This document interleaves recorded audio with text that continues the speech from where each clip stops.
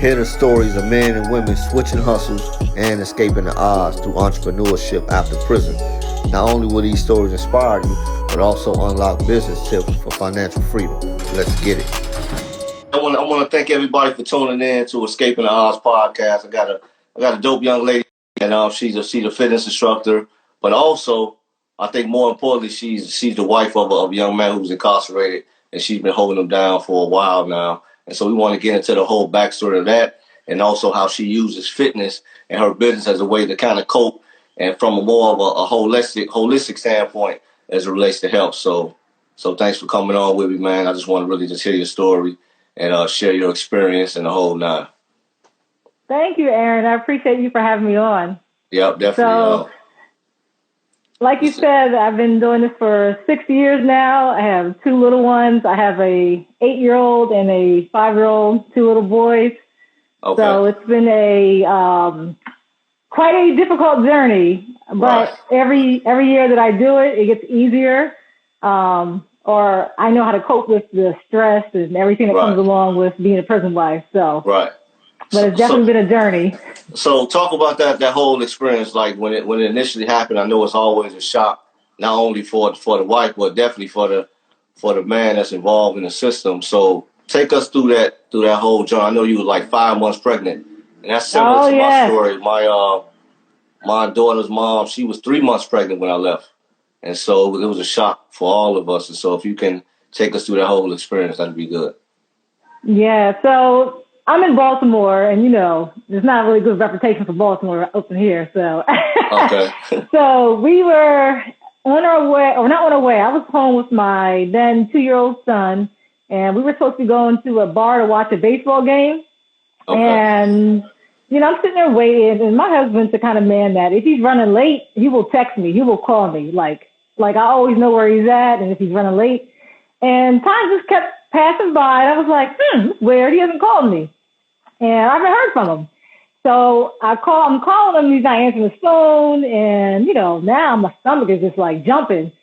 A couple hours passed, nobody knows where he's at, and, now I'm calling every hospital, I'm calling police stations, and I can't find anything. So at this point, I am literally thinking that my husband is literally laying dead in the alley somewhere. So as a wife, just imagine being in that position, feeling that way, that the words cannot describe that feeling. It wasn't until the next morning, and I went to work. I was up to 3, 4, I don't know, I went to sleep, honestly. But I forced myself to go to sleep for about 2-3 hours. But I was like, I got to go to work. I can't lose my job and everything because I don't know what's going on.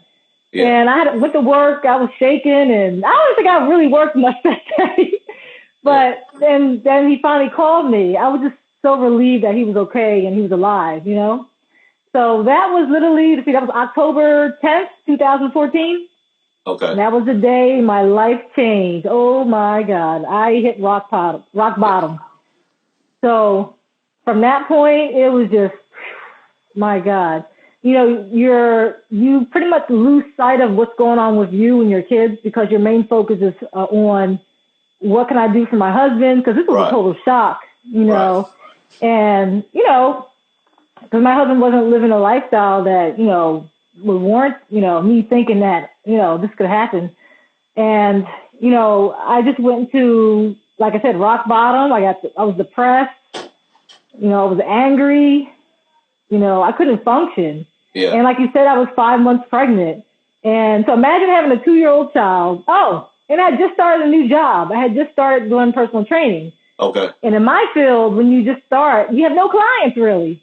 Right. So I was making next to no money. My husband owned the business, so he was making most of the money in the relationship. So, I had to deal with the stress of, I was fearful that I was going to lose my unborn child, honestly. Yeah. I had to pray to God and just, protect my child. That's what I said every night. Please protect my child. And, it was filled with just moments like that. But,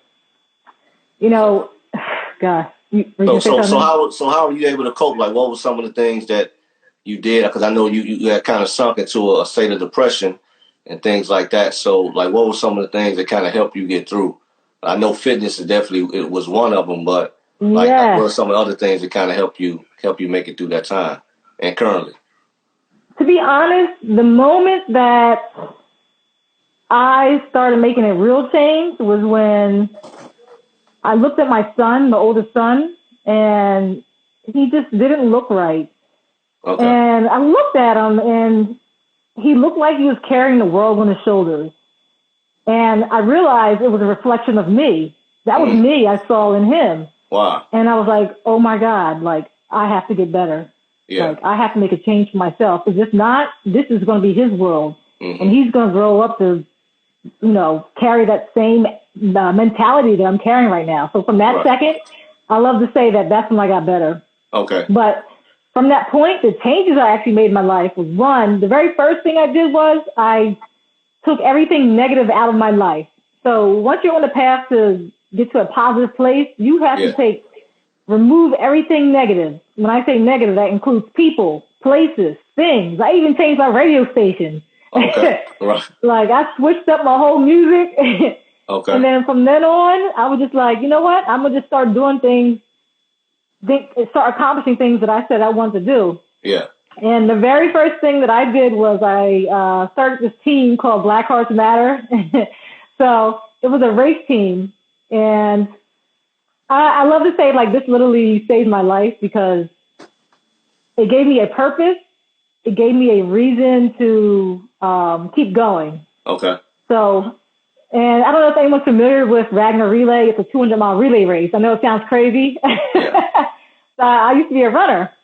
And I had this idea. I was like, man, I'm going to get an all-black female team together to do this 200-mile relay race. It was like overnight. Right. But I was like, I'm in a depressed state. I had no money. This cost a couple $1,000s to even do. I'm like, who in the world is going to be crazy enough to do this with me? So I posted a video on YouTube, and it went from there. I got a full team together. And actually, Kim's on here. Shout out to Kim. I see her listening in. Hey, what's up, Kim? Hey, let me ask you this, Tameka. How supportive was your husband with this whole new transition and the things that you were doing? Now, when you say transition, what do you mean by? I mean the transition of you being this prison wife, right? Like you were depressed at first, right? And so now you're doing things to try to cope, and you're starting a business and things of that nature. So how supportive was he from back there with helping you kind of motivate you, or however he was there for you support wise? Well, my husband's always been a supportive type, even from when he was home. So when I made the leap from my cushy research job to be a personal trainer, he supported me when some of my family didn't. Okay. I would have to say it was dicey in the first couple of years because we were just both trying to process everything. Yeah. We were both in and out. We had to help each other out, to be honest. So he supported me and I supported him. There were times when he was down, I had to lift him up, vice versa. So it switched. It wasn't like I'm supporting him because I think what people don't understand is that you'll hear the phrase like the wife is in prison too. It's totally true. Definitely, yeah. You're in a mental prison.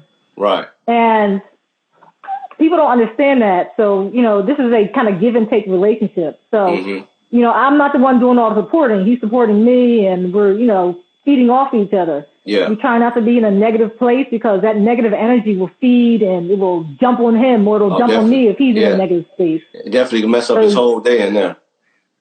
And it does the same for us. Yeah, right. It goes both ways. Ways. So how were you able to deal with like the stigma that's attached to being married to someone that's incarcerated? Because as you and I both know, people like, hey, you crazy for sticking by this person's side. You're a beautiful young lady. You can go out and find someone that's free and not a quote unquote criminal, the whole nine. So how were you able to kind of handle that? Like what do you say to those kind of people? Well, one, I will listen. I'm a listener, but I don't respond. Okay. So what got me through all that was because, one, I had a solid relationship. And when I say that, I mean that I didn't marry him for money. I didn't marry him for status. It was a true connection between us. So, I love to tell people that, other people around me knew I was in love before I did.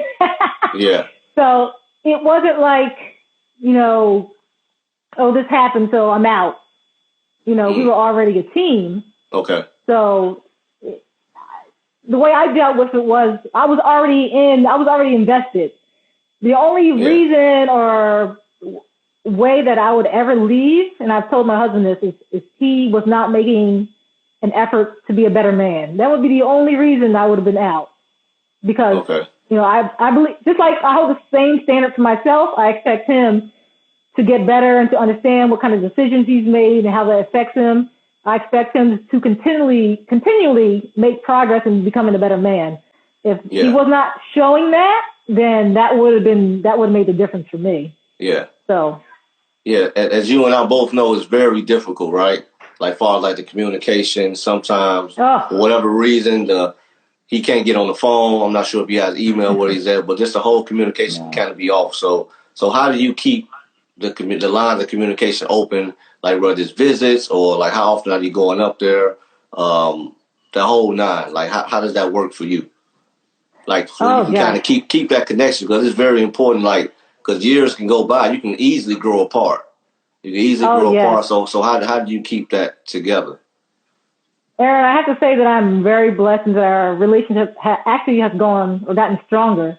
Wow. Okay. So yeah, interesting enough, I am. You know about the different love languages, right? Right. So I believe that I'm more of a physical person. So that tough. I like. This is not good. Yeah. This was not good for me. So my love language is more physical. Okay. So I would be the one that'd rather sit on the couch and cuddle and not say anything, but I show my love through more like touch. Yeah. So imagine not being able to touch him, see him. It just like rocked my world. My husband, on the other hand, is more of a, words of affirmation kind of guy. He's very good at verbally communicating. Okay. So for me, this was such a hard transition, because I'm expecting him to know how he feels by looking at me and looking at my facial expressions. So I could not communicate well with him at first. So I had to learn how to communicate with my husband. But because I was forced into this situation, I was forced to become a better communicator. I can verbally communicate better now with my husband. But as any prison wife would know, when you talk to your husband over the phone, like multiple times a day for years, you hear his tone of voice. I don't need to see him. I can close my eyes and know when he's upset. I know exactly what's going on, whether he tells me or not. So there are those times where I couldn't physically see him. At first I would go visit more often, but as the kids get older, it's not just your schedule, it's the kid's schedule. It's the work schedule. You have to pay bills. You got to keep going. Unfortunately, someone in his position wants the world to revolve around him because it's the only joy he gets. Yeah. But there's another world out here. So I try not to miss his phone calls, I try to go up there when I can. Yeah, you said something. You said something far as a man wants the world to kind of revolve around them while they're incarcerated. That's very true. A lot of times, I know for myself, it's like you only think that it's about you. Not like you're trying to be selfish, but it's like your only joy, I guess. Yeah, it's exactly. Yeah. It's like your only joy, your only sense of kind of connection. It's like, so you're, sometimes I know I was at the time, I could be like very demanding, but not really trying to be demanding. You know what I mean? I'm just keeping it real, right? And I know my husband used to say it's his one escape. I'm sorry? His escape. It's kind of, he said it's his one escape from the place. Yeah, definitely. Yeah. So how do you kind of carry that balance though? Like from the point of, okay, now I know you need certain things, but also, okay, now you're kind of crossing the line, right? I have a life out here at the same time. How do you do that? How do I address him? Well, not address him, but address that whole situation. You want to be supportive, right? But also at the same time, there's some things that you need to get done with far as the family. You need to hold down the family, you need to work. You know what I mean? I can't write as much as I used to. I can't come up there as much as I used to.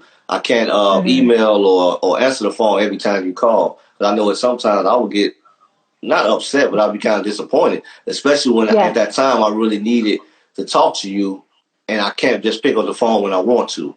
And so how do you do that? How do you say, okay, look, I got this life out here, and I'm not going on without you, but I'm just kind of handling things right now so you can be straight once you do come home. And I can't attend to you your every moment, every minute of the day. I honestly think that stems back to communication and then having an understanding partner. Because if my husband was not understanding and did not recognize that, yes, there's a whole nother world going on, then it would have made it a whole lot harder. So I would say that I literally kept, when I could, now being in my business as a personal trainer, I can't keep my phone on me all the time. I try not to, because if I'm looking at my phone, then I'm not paying attention to my client. So which puts my client at risk. But, I always go into my office and, check my phone. I usually try to keep my phone on me on my hip when I can. Sometimes if I know my husband needs something, or he calls around a certain time, I will take my phone with me, if I'm at work, things like that, and keep it on me. But I think the biggest thing is just understanding and say, hey, if I do miss your phone call, matter of fact, this just happened. My husband can only call once a week right now, and I missed his phone call because we were in the basement playing Xbox. He was not happy. And I just, told him I got caught up playing with the kids. So, he was in his feelings, but I think if you communicate and just, be truthful, then it helps alleviate those pain points. So communication is everything. So let's get into the business of the fitness business that you're in. So how did that all kind of come about? Just starting that. I know you have a more like a holistic approach to it, right? We spoke earlier. You were kind of telling me about the mental and more like the health and wellness part attached to it, especially for someone that's in your situation. You're trying to juggle being a prison wife, also holding it down for your family as well, and like how fitness and health as a whole kind of like help you get through this situation. And I know some young ladies listening right now, they probably need to hear that. Like how are you doing that, and what's the best solution as it relates to like being healthy and being fit can kind of help you through this situation? I would say first and foremost, if you are in my situation, what you need to know is that whether you realize it or not, you're actually experiencing grief. I did not realize this back then, but because I'm a researcher by nature, that's what my last job used to be. I'm always looking for answers, looking for information to help me out. And then when I looked up what grief meant, the 4 stages of grief, you have, like I don't remember the exact order, but it's like shock, depression, anger, bargaining, and then acceptance. So I went through literally all those stages. And what happens when you're a woman, if you're a lady in my situation, you will dip in and out of those different stages. It's not till you get to the point where you have that light bulb moment, like ding, oh, I'm ready to get better. And that when you start getting better.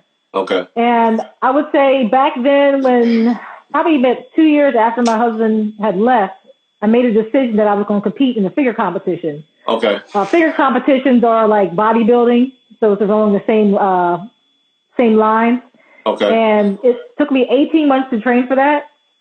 So that took discipline. It forced me to get out of bed, because when you're in this position, you are in a place where you kind of lose sight of what makes you happy, because your whole world is kind of revolving around your husband. Look, I used to let the TV, cry. I would literally sit and stare at the TV at nighttime to drown my loneliness out. And I couldn't even go to the store and go grocery shopping because I was that bad. And, is when I started to give myself new goals and give myself a purpose is when I started healing. So because I set out to win a figure competition, I had to force myself to eat better. I had to force myself to keep my mind sharp. I had to force myself to exercise and go to the gym. Well, I'm already at the gym, but I wasn't really using it like I should have been. Even though I worked there. I would go to work with a fake smile on my face. And my natural instinct is to smile. I'm the bubbly one usually. And fitness gave me a reason to keep going. I've always been in the fitness, but I lost it when I lost my husband. Hey, we talked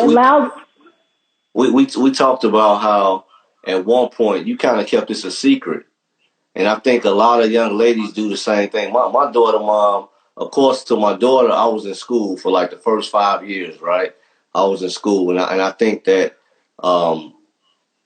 women do that just to kind of protect their child, and I understand that. Yes. But also not only just their immediate family, but like their coworkers, right? For years, people didn't know, and I think even to this day, her coworkers never knew that her child's father was incarcerated. But you had a kind of a liberating experience as it relates to that. So can we talk about that? Yeah, sure, of course. So, like you said, I definitely kept it a secret. It was very few people who knew at first. I had maybe 2 coworkers who knew because they saw me and knew something was going on, and I trusted them. I told them what was going on. But it took me a while to tell friends. Yeah. And I pretty much kept it a secret. I would go to work and pray that no one was going to ask, so how's your husband doing? Or how's your family doing? Because at the beginning, I would have broke down in tears. And later on, people said maybe 1 or 2 people said they thought something was going on, but they weren't sure. Right. So one day I decided, I think this is just when I started my fitness business. You know, I got to tell people my story. And I got to get this off my chest. And I know it's going to help somebody because I can't be alone. I can't be the only one going through this. Right, definitely. So, matter of fact, I was sitting right over there in the corner of my room, and I sat there and I recorded myself, told my story. I think it might have been about 5 minutes long. Okay. And I held on to it. And I think maybe a week later, I posted it on Facebook, but it took me 30 minutes to hit the send button. Right, yeah. It was like me coming out the closet, basically. Right. And I was so terrified. Right. So I hit send. I left my job in a rush. Yeah. And then I went to my next location, and I was just like, Lord, oh my God, did it post yet? But it was the most awesome experience, Aaron, let me tell you, because like you said, it was so liberating. And when I saw the comments and all the likes and like, oh my God, people were just like uplifting me. They were like, oh my goodness, I had no idea. Like, you're like such a strong person. And they were just like praising me. And you know what happened? It was crazy because I was so scared of doing this. But what happened was people started reaching out to me with their problems. Someone said, oh my gosh, I'm going through a divorce. My family doesn't know. Like, everyone just.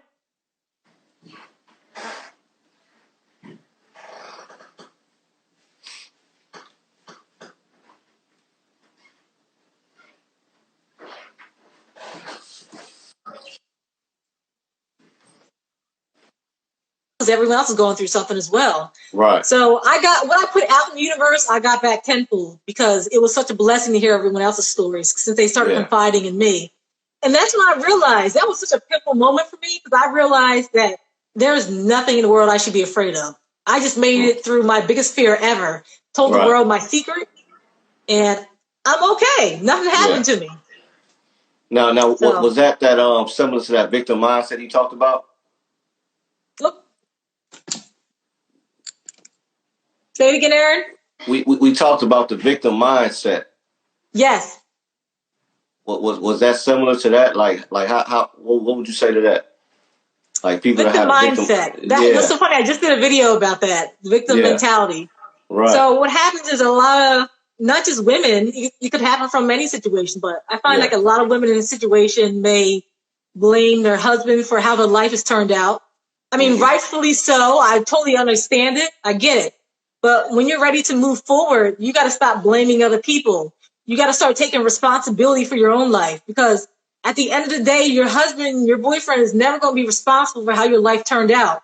It's all about your perspective. It's all about how you respond to a situation. It's never on anybody else for how your life turns out. So a lot of times people will, get into that victim mindset where they are, externalizing everything, saying that everything else is responsible for how they feel. And maybe they're angry all the time, which was exactly how I felt until I realized, like, Tameka, you have the power. You are in control to do whatever it is you want with your life. Right. And every time I accomplished a fitness goal or any small goal in my life, it gave me more power. My faith grew. When you go on some of these posts when women talk about, he called me be this and he did this. And I'm like, he's talking to other females, calling other females on the phone. Right. I'm like, and you can hear some crazy stories. I'm like, hold on. Definitely, I know. This man ain't even respecting you. He needs you, but he don't even respect you. Why are you still holding on to him? Yeah. Like all those taglines, boss women wait, and what's the other ones you hear out there? If your man is disrespecting you and he is not relationship material, there's no reason that you should drag yourself down with him just for saying that you didn't want to leave him at his low point. No. So that I don't agree with. Okay. You need to be in a respectful relationship, and it goes both ways. So that's my thought on it. So basically, it's how your relationship was going before you went to prison. Before you all got in that situation. Well, you also got to keep in mind that there are women who met while incarcerated. Okay. So they don't have that. How do you feel about that? How I feel about it? Yeah, okay, because you went in a situation, of course, you were with that person before you got incarcerated. You know how hard it is, right? So some people may say, I know how difficult it is to be a prison wife. So why would anyone, not saying you think like this, but someone may be thinking like, why would you even put yourself in that situation knowing the heartache that's involved with it? Like, what do you say to those kind of people, and what's your whole opinion behind that? One, love has no boundaries. Love has no location. I like that. And who am I to say what's right for some other person? You know? And I think that what you just described is the mentality of somebody who's not in a situation, who does not understand. Because that's the outside person looking in. Yeah. That's how I see it. So all they can see is, we know that this person is in prison. They don't know nothing about this man. They don't know nothing about why he's there. Right. All they know is his location, which is they use his location to determine whether the relationship will be good. Location does not determine a man. I was on Derek Jackson's IG a couple of days ago. He talked about a good man is not a perfect man. And that's how I picture my husband. Yeah. You know, you could have one person. Oh, matter of fact, let me say this. There are criminals out there who have not gotten caught. So before we even get you could be dating a criminal right now. Just because he ain't locked up don't mean he ain't a criminal. Am I right? That's a big differentiator, though. They haven't been caught and locked up, so they haven't experienced the whole situation that you and I have experienced. So that's a major thing. Yeah, location does not determine if it's a good man, but people say that because they don't understand. So, but because I've been on both sides of the fence, I understand both perspectives. Right. So I understand why people say that, but they don't understand the other side. So, Tameka, what's next for the fitness business? What's going on with that? I know you got your YouTube.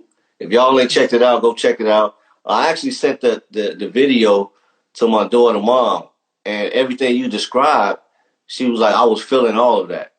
You know, I think it's like a 13-minute video, I believe, somewhere around there. But it's really dope. So if you all haven't checked it out, go check it out. Her YouTube channel. But so what's going on? What's next? You got a video coming out, or what's happening? You got some equipment you go drop? What's up? Yes, my YouTube channel is Fit Prison Wife. So yes, go check that out. Thank you. Yep. So right now I'm excited because I'm going to be starting an online program for some moms out there, especially my prison wives.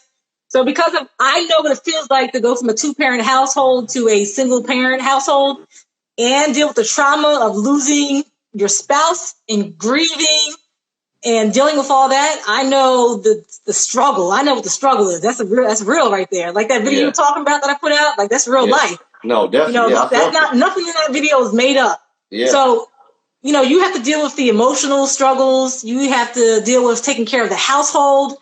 You got to keep yourself mentally and physically fit in order to take care of your children. So what I'm trying to do is combine all of that. We're going to work on this, and we're going to work on everything underneath to help get women back to, especially single mothers, get back to achieving their goals. Because at the end of the day, you know, your life can't revolve around another person. You have to get back to self-care because you can't take care of your children. You can't take care of your husband or whoever it may be if you are not right. Yeah. Because if you feel empty inside, if you feel lost, if you feel alone, and you have anxiety, who are you going to take care of in that state? So my program that's going to be starting in June is going to be focused on self-care, getting women to improve, get into a positive mindset, start taking care of their bodies physically, and then also start working toward their goals. So I'm excited. You know, that's going to be starting in the next few weeks. So if any women out there who are interested, you can go to my Instagram page, Fit Prison Wife, and there's a link up there to sign up for coaching. Okay. So, yeah, you know what? That's going to be rolling out soon. When you look better, you feel better. Definitely. Oh, that's the case too. But you can look good and not realize it, because if you ain't got it up here, I don't care how you look, but if you ain't feeling it in your head, then you don't look good. And Tameka, when I knew you was the truth as it relates to the working out, I say you pulled a prison workout move, right? You grabbed the towel, and you kind of did like the did a push-up position, then you kind of pull your feet back up with the towel. Oh, yes, I know what you're talking about. I said, man, she looked like me in my cell, So that was definitely on point. So I was like, yeah, she's definitely the truth, for real. Thank you. You gotta get creative this time. Yeah, especially doing this lockdown with the whole quarantine. So you've using things that's around the household to get you have to. There. Yeah. Definitely. This quarantine really will tell you what you're about. Yeah. Because before, when you talk about, I didn't have time to do this, I didn't have time to do that. Well, you got the time now. If you're home. Yeah. So this, in darkness, the light always shows. So whatever it is that you make a priority in your life is probably manifesting now. So how has the quarantine been affecting you and your husband communication? I know the prisons are locked down throughout the United States. And so you email or phone calls, or how are you guys doing that?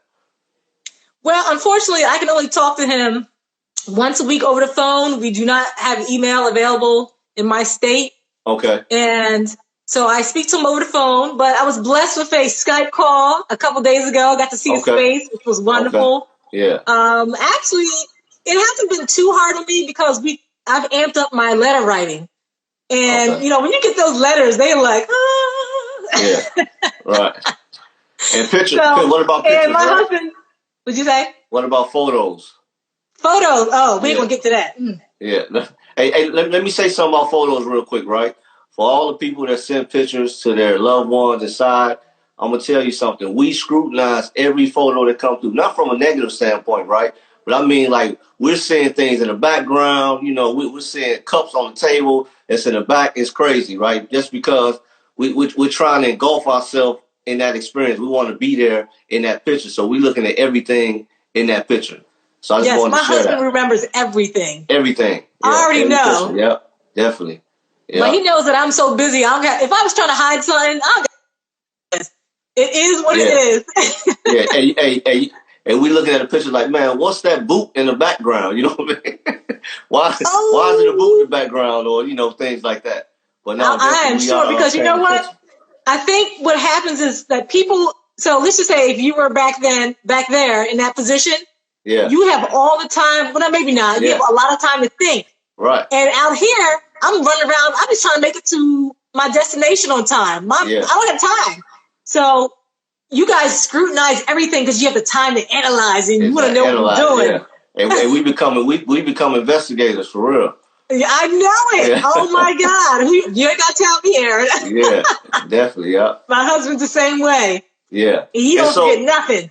Hey, so with this program that you started soon, right? Would that be like a 3-tier kind of a thing, or like how will you be pricing it, or do you have that in mind yet? Oh, I have not set the price yet. Okay. But when I'm ready to roll that out, I have a couple more things I have to finish on the program. Okay. I'm gonna put it out there. Trust me, you'll hear from me. I'm not afraid to speak. So. Okay, no, that's all good, definitely. So is there anything you would like to leave the audience? Any words of wisdom for the young ladies who's going through the same thing you're going through, or moms or daughters or whomever who have a loved one inside? Like what are your words of wisdom for them? Gosh, I think the main thing that comes to mind right now is you have to remember who you are. I don't have to tell you that the situation is going to be rough because you already know that. Right. But you have to focus on self-care, and you have to remember who you are. In order to make it, if you're a new prison wife, in order to make it through this situation, you have to work on becoming a better person. Yeah. I know the focus is on your husband or your boyfriend, but you have to work on you, both you and your husband, because you will sink. You will sink like a ship if you don't. Yeah. You really have to set goals for yourself. Keep improving. Read. Ask for help. Do not be afraid to ask for help. You do not have to be super mom. Mm-hmm. You need a support system around you. Reach out to people who you trust. You can DM me. I have talked to so many prison wives over the years. Matter of fact, I got off the phone with somebody. So I would say, set a goal for yourself. Don't be afraid to ask for help. Yeah. And focus on improving yourself. Yeah. And let's see, what else can I say? Gosh. There's so many, I've done so much. Oh, don't be afraid to invest in yourself. Okay. Oh my goodness. I've invested in coaches over the years, even when I was broke. I have taken leaps of faith. Like I went to Israel 2-3 years ago. I was broke, but I went. You know why? Yeah. Because I set the plan in motion. My faith has grown over the years. You have to have that, what I call a faith over fear mindset. Yeah. I signed up to go to Israel, didn't have the money for it. Within 2 weeks, I picked up exactly the same amount of clients I needed to pay for my trip. Wow, so I paid for it over time. Yeah. If you need to achieve a goal, you do not need to know how your goal is going to happen. All you got to do is set the plan in motion. I promise it will happen. As long as you act like you want it and you set the plan in motion, you ain't got to know the plan, but you got to take the steps to get there. Yeah. I think I've done so many things that I never thought I would be able to do. I think oftentimes that we wait for like the perfect moment to start. There's no perfect moment. Thank you, Aaron. Yeah. You just got to get started, and like even with doing this podcast, I was released in February of 2019, and I kind of had it on my mind to do the podcast maybe in that June, but I kept putting it off. I'm like, okay, I need this, I need that. But it's like everything started to work together where I couldn't come up with any excuses anymore. I'm like, okay, this is God's way of saying, okay, I'm giving you this idea, this platform to do what you need to do. And all the doors just kind of start opening up for me. So yes, the universe will move. Yeah, definitely. To work around you. Right. If you let the universe decide what you want for your life, you will be miserable. Right. You have to make a decision for your life. Right. And so high five to you, Aaron. That's awesome. Oh, thanks. I appreciate that. So far as any business tips, what do you got? Because you started off, you were working a 9 to 5, right? So you had to learn a lot about business during this whole experience. So what were some of the things you learned in case someone's listening, they want to start their own business, but they just don't know how? And they're in the same situation you're in. Yes. Well, some of the things we just talked about, that, those are very important. Yeah. Investing in yourself, finding a mentor. You have to find a mentor. Right. Which is why I paid for coaches over the years. Okay. Because if you don't know how to do something, there's somebody already out there who knows how to do it. And you have to be, but just like with anything, you have to be disciplined. Even if you work a 9 to 5, you still have to take care of the house, but you have to find that time. You have to create a schedule for yourself. When are you going to get this done? You can't just say, hey, I have this goal to do this. You got to give yourself a timeline. When are you going to do it? Tell me what day. Tell me what time you're going to do it. Okay. Trying to think. What was your original question? You pretty much business tips. Business tips. Yeah, like any technical business tips. Like, did you know how to write a business plan? Did you got to do all that kind of stuff, or was it pretty much just I have not written a business plan. You thought about it, just went and just did it. I wrote a loose idea. Like I write down my why. Okay. Oh, that's important too. Yeah, definitely. You have to know what your why is, because there's going to be days in business where you're just like, man, things are not going the way I want them to go. So you have to remember why you're doing it. Why are you doing this? Because you want to spend time with your family. You want to be available for your kids when they have a track meet or when there's a choir assembly or something. So basically freedom of time. Freedom, yes. Freedom to make decisions. That's right. That's why you're starting a business. For most people, I would think, right? Yep. Freedom. Yeah. So one last thing as it relates to your whole relationship with your husband being incarcerated. Did you ever think about leaving? People want to know, right?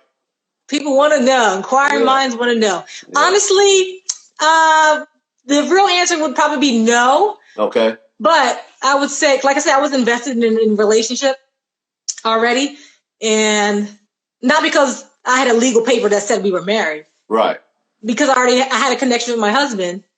The only reason that I would have left is if he would not make a change to become better. But I don't listen to what he says. I watch his actions. Okay. Actions matter, not words to me. Okay. So, my husband thought I was going to leave, but was I really? No. Okay, yeah. It was more of a threat, like, you better get better.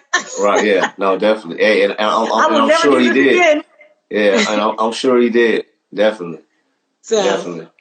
So, all your what's your Instagram? You got one Instagram or you got two? I actually have two Instagrams. I have Fit Prison Wife, and then I actually have Mrs. Fit Unlocked. Okay. So if you go, it's actually in my bio. So if you're friends with me on Fit Prison Wife, you'll find my other account too. All right, cool. And for the other people that just joined, what's the YouTube channel? What's the website if you got that going? And like, how can they reach out to you for anything? Whether it's DMing you for advice as it relates to going through the struggle of being a prison wife or this new coaching program you got going, talk to us. My YouTube channel just went up. I got 2 videos up, just starting fresh, but it's real life. That's Fit Prison Wife. Okay. And then you can also DM me, or you can actually email me. And my email is Tameka, TAMEKA, C means MEANS @gmail.com. You can do that. So I'm going to be using that email until my website goes up. So I'll be working on putting my website up soon. Okay. All right. And speaking of website, escapingtheodds.com will be dropping within the next 45 days or so. You can listen to 18 episodes so far on the podcast, and mainly they're men and women who are formerly incarcerated who are entrepreneurs now. That's pretty much the premise of Escaping the Odds podcast, and that can be found on Apple, Stitcher, iHeartRadio, Anchor.fm, pretty much anywhere that podcasts can be heard. You can check that out. My Instagram, of course, is Escaping the Odds podcast. Follow that, like it. And also I have a personal Instagram, @IAM_Aaron Smith, and as well as on my Facebook. So y'all continue to support. I want to thank everybody for stopping through, listening, and just continue to support both of us. And thank you all, and God bless. Oh, yeah. I want to say, if any moms are out there interested in signing up for my program, hit my page up in my bio. Okay. Thank you all for tuning in. I appreciate it. We both appreciate it. All right. Thanks, Aaron. Okay. I'll talk to you soon. All right.